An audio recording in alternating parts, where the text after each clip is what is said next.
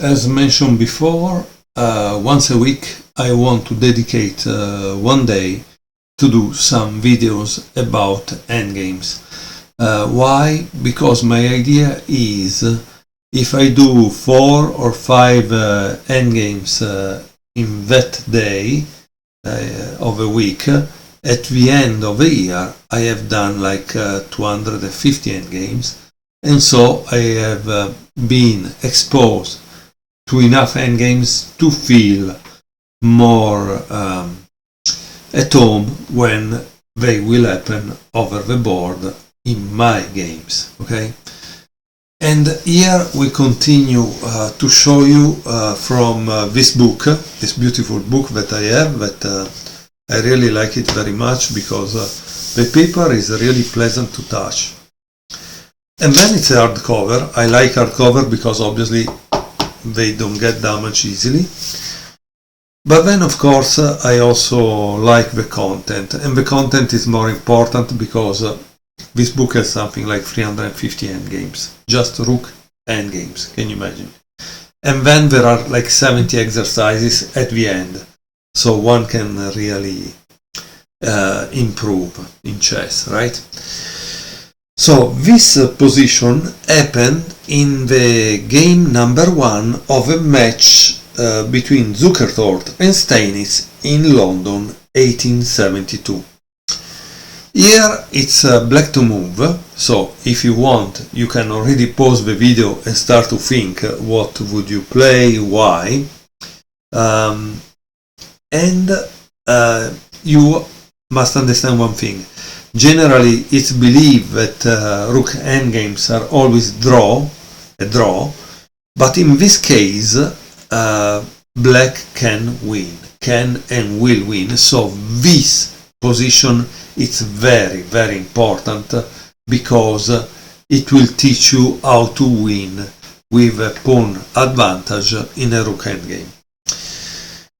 Okay, so Steinitz started with King f6, King f3, h5. Obviously, in order to win, you need to push the pawns at a certain point. h4.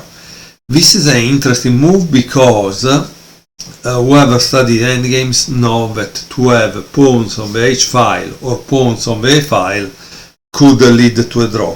But in this case, Steinitz take, and it's the right move to play. Rook d4, King g5, Rook d5, King g6, Rook d6, King f5, and Rook d4, h3, Rook h4, King g5, and now there is Rook takes h3. So here he played h4, King f2, freeing the rook, right?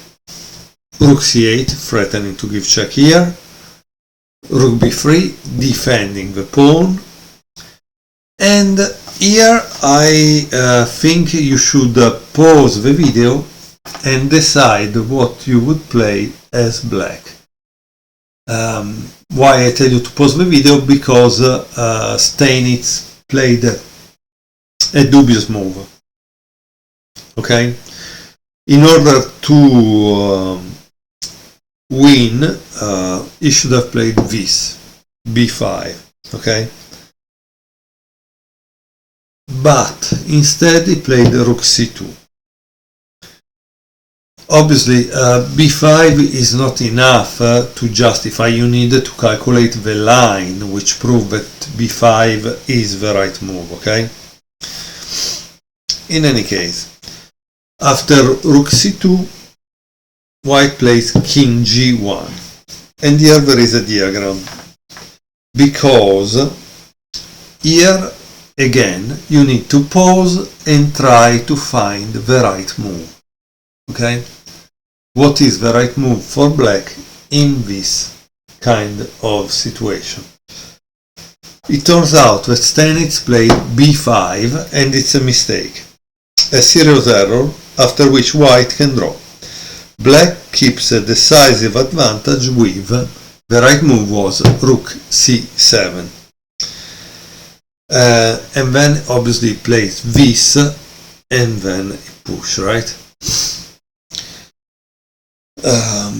Now, why b5 is a mistake? And here I want to tell you another thing. You need obviously to think also for your opponent. What would your opponent do, right? Because if you don't think about it in the game, you will lose. The great move is a4. B takes a4, rook b4, rook c1, king h2, rook b1, rook takes a4, rook takes b2, king h3, rook b3, and now there is a mistake by white. Again, you see it's kind of difficult, right? The right move was king g2, instead he played king h2. So, why king g2 was the right one? No? Because it was nearer to the center. Let me show you. After king h2, rook b6 defending, okay? King h3, and here you see the difference. If it was here, he could have played this. Instead, being here, he can only play this, right? So after that, black would have won if he played this move. But unfortunately, black didn't know it. And guess what? He played king f5, which is a mistake. King takes g4, sorry, h4, rook g6, king h5, rook e6, rooks a5, king e4, and now there is a big blunder by Zuckertort. But it's kind of very strange. Maybe he was very tired, I don't know, because he played this. And of course, after this, the game is over. Why? Because once he take, this king cannot reach here to stop it, right? If he does this,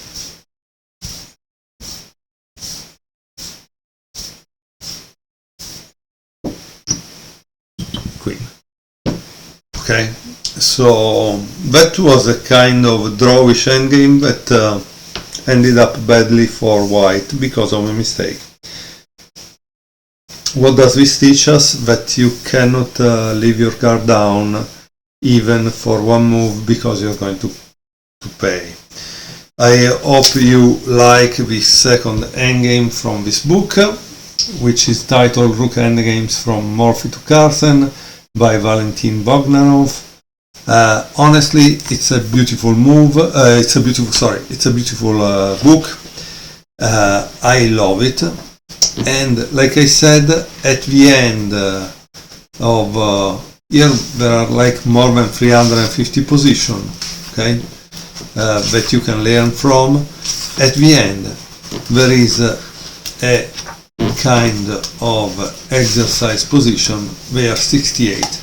Okay, you have 68 exercise position to play in order to learn more, but at least you do it after reading the book, so you will have enough ideas and understanding in order to actually gain something.